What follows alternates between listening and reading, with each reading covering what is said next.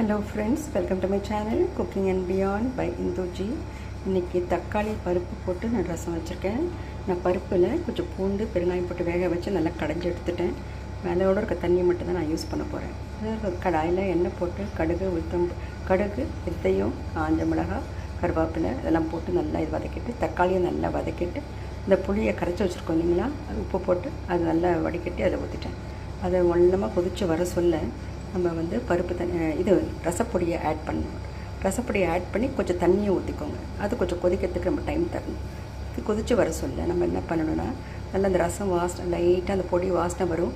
அப்போ உங்களுக்கு சுற்றிரும் அந்த இது மாதிரி வரும். இந்த பருப்பு தண்ணியை நம்ம விட்டுருக்கோம். இப்போ பருப்பு தண்ணி வர சொல்ல மேலே இப்போ லைட்டாக நுரைச்சின்னு வரும்.